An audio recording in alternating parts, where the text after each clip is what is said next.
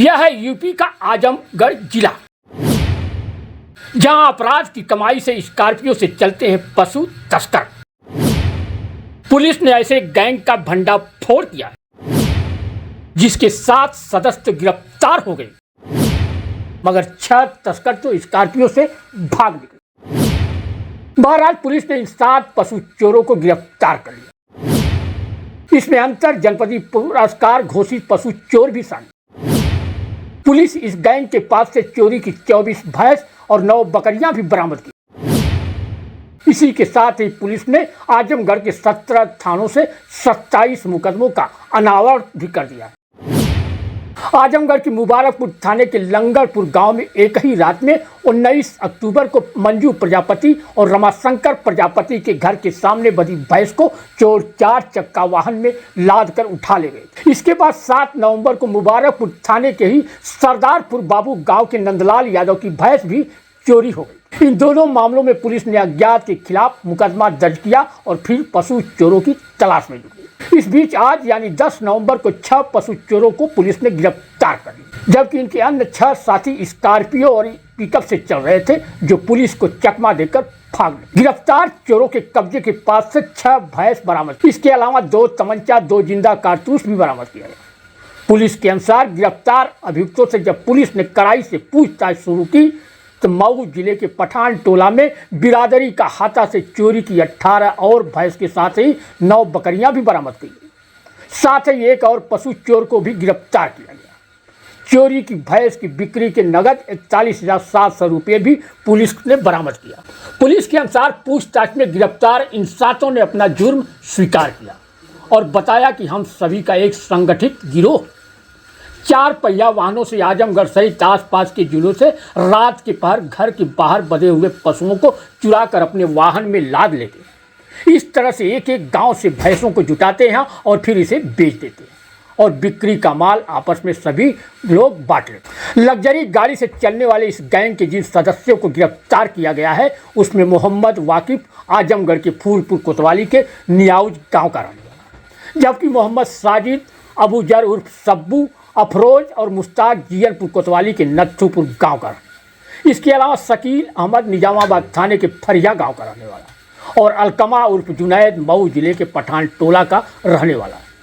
इसमें नियाउज गांव के मोहम्मद वाकिफ के खिलाफ तो आजमगढ़ सहित आसपास के जिलों में 3 दर्जन मुकदमे दर्ज, जबकि नत्थुपुर गांव के साजिद के खिलाफ गोंडा गोरखपुर में 5 मुकदमे दर्ज और फरिया गांव निवासी शकील तो 12 साल पहले 376 के केस में फंसा तो उसे सजा भी हुई। पुलिस के अनुसार पूछताछ में गिरफ्तार अभियुक्तों ने बताया कि स्कॉर्पियो और पिकअप से जो 6 पशु तस्कर भाग निकले हैं, इसमें कलीम और इमरान जियनपुर के शाहपुर का रहने वाला है, मैनुद्दीन उर्फ बाबू आदिल जियनपुर के नत्थीपुर गांव का रहने वाला है और हारून उर्फ नाटे उर्फ करिया गंभीरपुर थाने के मोहम्मद कोहड़ौरा और आसिफ देवगांव कस्बे का रहने वाला है।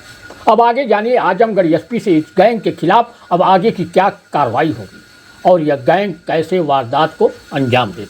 देखिए, जनपद में लगातार एक सूचना मिल रही थी कि रात्रि में जो घरों के सामने जो भैंसें बंधी रहती थी और अन्य जो मवेशी हैं वो बंधे रहते थे, उनको एक गैंग वो लगातार चोरी की घटनाएं कर रहा था और उसके बाद में उसको ले जाके ये लोग कहीं दूसरी जगह बेच देते थे।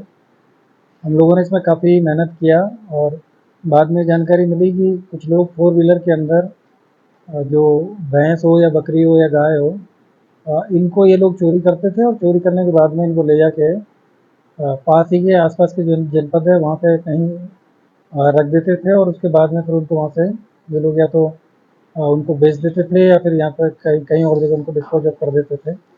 इसी में आज थाना मुबारकपुर में और अन्य थानों में 7 लोगों की गिरफ्तारियां हुई है, जिसमें एक मोहम्मद वाकिफ है, एक साजिद है। मोहम्मद वाकिफ है, ये फूलपुर थाना के रहने वाले हैं। साजिद और सब्बू और अफरोज ये जियनपुर के रहने वाले हैं। एक मुश्ताक है, ये भी जियनपुर के रहने वाले हैं। इसके अलावा एक शकील अहमद है, ये थाना निजामाबाद के रहने वाले हैं और एक अलकमा उर्फ जुनैद है, ये थाना कोतवाली जनपद मऊ के रहने वाले हैं। और इन लोगों के पूर्व में भी कई मुकदमे पंजीकृत रहे हैं, जैसे वाकिफ है, इनके ऊपर करीब पहले से 31 मुकदमे थे और 5 मुकदमे अभी इनके ऊपर खुले हैं, इनका इनका नाम खुला है। और साजिद है, इनके ऊपर भी कई मुकदमे हैं। इन सब लोगों से टोटल जो हमारी जो टीम है उसने हमारे जो 17 थानों में जो घटनाएं हुई थी, करीब 27 घटनाओं का इसमें खुलासा किया गया है। और इनके पास से 24 जो भैंस जो जानवर है उसके वो मिले हैं। और इसके अलावा 9 बकरी इनके पास से मिली है, 2 तमंचा मिले हैं, 2 कारतूस मिले हैं। और इसके अलावा जो इन लोगों ने पूर्व में जो घटनाएं कारित की थी और जिन जानवरों को उन्होंने बेच दिया था, उसकी बेचने की जो करीब 41,700 रुपये की नगद धनराशि इनके पास से बरामद हुई है। तो ये एक बड़ा साथी टाइप का गैंग था। विशेष तौर से ऐसे लोगों के टारगेट बनाते थे जो बेचारे गरीब लोग होते थे और अपने जो जानवर है उनको बाहर खुले में बांधते थे घर के सामने, और वहीं से ये चोरी करके ले जाते थे। और इससे उन लोगों की जो आजीविका है वो बहुत ज़्यादा प्रभावित होती थी। और ये हम सब लोगों के लिए एक बड़ा चिंता का विषय था कि उन लोगों की मदद नहीं कर पा रहे थे। लेकिन इसमें हमारी जो टीम है इसमें काफ़ी अच्छा काम किया है। और थानों की जो 17 थानों की जो करीब 27 घटनाओं का इसमें खुलासा किया गया। 24 उसमें भैंस है वो बरामद हुई है। और बाकी जो पूर्व में जो और कुछ घटनाएं थी जिसमें करीब 7 घटनाएं और थी, उनमें से करीब 41 जो हजार की जो धनराशि है वो इनसे मिली है। तो इसके लिए पूरी टीम में काफ़ी मेहनत किया गया है और अलग अलग जगह से इनकी रिकवरी भी की गई है। और बाकी इसमें अन्य और भी लोग हैं जो कि इस पूरे गिरोह में सम्मिलित हैं। और ये ना केवल ये गिरोह जनपद आजमगढ़ में चोरियां कर रहा था, बल्कि आसपास के और जनपदों में भी चोरी की घटनाएं इनके द्वारा की जा रही थी। तो वहाँ पे भी जानकारी की जा रही है और जानकारी करके इन सब के विरुद्ध इसमें सख्त कार्रवाई की जाएगी। और आगे इन सभी के ऊपर गैंगस्टर एक्ट की भी कार्रवाई की जाएगी। और जो इस तरह के जो कृत्य करके इन लोगों ने जो पैसा अर्जित किया है उसको लेकर गैंगस्टर एक्ट की कार्रवाई भी हम लोग इनके विरुद्ध करेंगे। तो ये काफ़ी एक अच्छी रिकवरी हुई है और इसके लिए मेरी पूरी टीम है उसको 15,000 रुपये का इसमें नगद पुरस्कार भी दिया जा रहा है। क्योंकि ये जो घटना है वैसे सामान्य घटना आप कह सकते हैं इसको, लेकिन एक व्यक्ति जिसके यहाँ से भैंस चोरी की घटना होती है तो उसका पूरा परिवार और पूरे परिवार की जो आजीविका है उससे प्रभावित होती है। तो ये हम सब लोगों के लिए एक बड़ा इम्पोर्टेंट विषय था और इसीलिए इसमें जो टीम है काफ़ी दिन से काम कर रही थी और अब जाके इसमें की सफलता इसमें मिली। सर ये जो गैंग है ये गैंग किस तरीके से काम करता था और इसका उद्देश्य क्या गोपसी करने का था या फिर चोरी करने का था? देखिए, आप सभी जानते हैं कि भैंस एक आज की डेट में जो कीमत है मार्केट में, वो कोई भी भैंस आप कहीं से भी खरीदेंगे तो सस्ती से सस्ती भैंस है वो भी 50,000 से ऊपर की रेट में मिलती है। तो एक बहुत बड़ी धनराशि इस तरह की जो क्राइम है उससे ये लोग अर्जित करते हैं। और दूसरा ये होता है कि जो आपने किसी का अगर मवेशी चुरा लिया है तो उसको बेचने में किसी प्रकार की कोई दिक्कत नहीं होती थी, क्योंकि कोई उसका आइडेंटिफिकेशन नहीं होता है जनरली। तो आप दूसरी जगह ले जाके बेच सकते हैं और फिर उसको ढूंढना भी बड़ा मुश्किल होता है।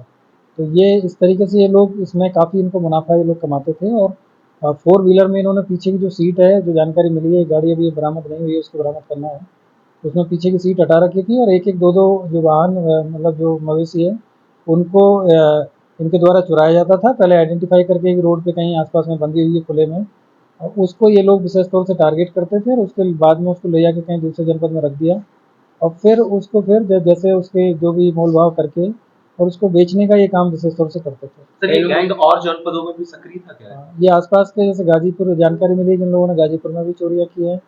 इसके अलावा इधर अम्बेडकर नगर से लेके मऊ और जो बगल में जौनपुर, यहाँ तक इन्होंने इस तरह की जो घटना है उसको अंजाम दिया है। इस पे एक व्यक्ति है उसके ऊपर 10,000 रुपये का इसमें नाम था। पूछताछ में कुछ बताया है? पूछताछ में कुछ बताया है इन्होंने कि कहाँ चोरी की है?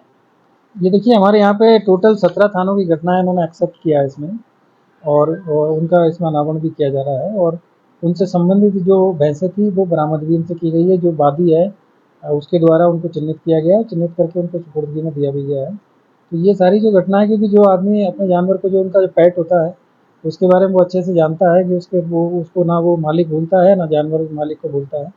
तो जब इन लोगों को वहाँ पे ले जाके हम लोगों ने आइडेंटिफाई कराया तो सारी जो जानवर है उनके जो मालिक है उन्होंने पहचान की है और पहचान करने के बाद में उन लोगों को इसको सुपुर्दगी में दिया गया है। आगे की जो विधिक कार्रवाई है वो प्रक्रिया के अनुसार इसमें की जा रही है।